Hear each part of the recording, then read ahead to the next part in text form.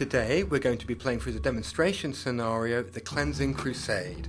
We'll be playing as Avulas, who is a high elf theocrat. He's the leader of a group of elves who live in the forests, and whose land is being threatened by an encroaching blight. Now, the first thing we're going to want to do is to choose a research path to take. In Age of Wonders 3, each player has a main class which defines the style of gameplay which they were going to use. A theocrat is a sort of priest, so his main focus is inspiring his people to wage holy war against his enemies. And the skill we're going to choose to research will be this one, Purifying Burst. This is a battlefield-wide enchantment which will remove negative effects from our units. Now, as we can see, as we look around our domain, we have a sort of blight coming in from the north. This is a bad thing since it's going to reduce the amount of income we get in our cities, so we're going to want to do something about that by casting a spell. Now, Avulas, not only is he a theocrat, he's also taken the creation specialization, which gives him access to this spell, Cleanse the Lands. This will allow us to remove the blight and replace it with a temperate landscape, which his people prefer. However, that spell is not going to be ready until next turn. So, next we'll want to have a look around our domain so to get a vague idea of where we stand. So we're going to take our leader from the capital city and move him onto this reflective board to the southwest. Now up to the north I saw this dragon's graveyard over time is going to start producing units that will threaten our empire, so it's quite a high priority for us to try and go and get rid of that.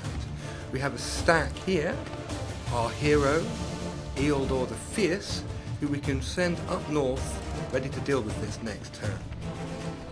Also, to the west, one of our gold mine appears to have been taken over by a group of human scoundrels.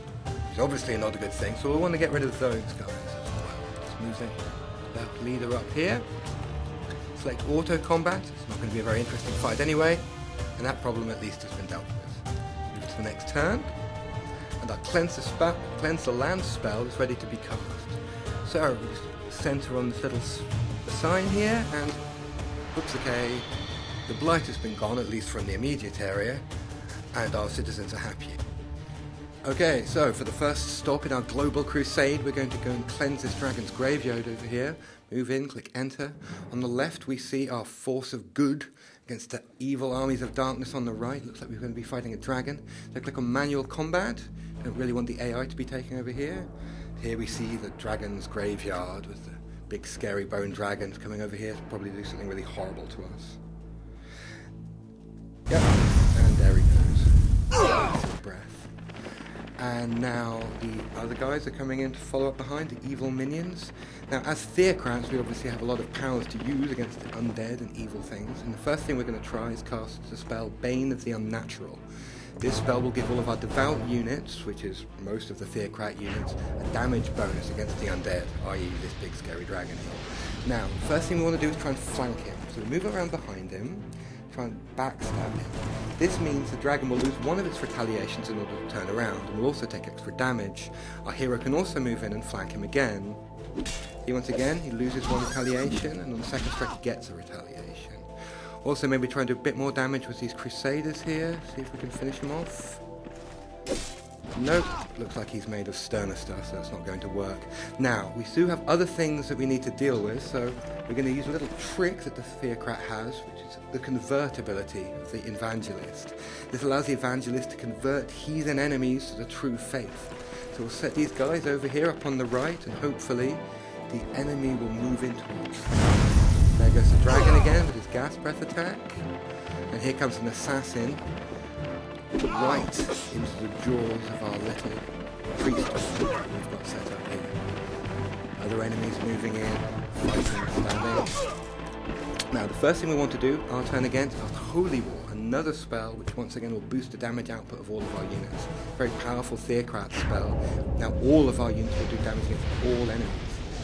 So the first thing we want to do now is try and convert these assassins. Click on that, and now they're on our side, so we can send them over there and let them absorb some of the damage from these scoundrels. There we go. Now hopefully our crusaders can finish them off. You can see these holy war cast, the scoundrels really don't stand a chance against those super buffed units. And hopefully the dragon won't stand a chance either. Nope. There we go. And that just leaves one last little pile of skeletons for us to try and finish off. And down they go as well, and victory for the forces of justice. Okay, so now we've completed that treasure side. We get a reward, a magic sword, give it to our hero to make him more powerful, and now we're ready to bring the light of faith to the heathen masses across the world.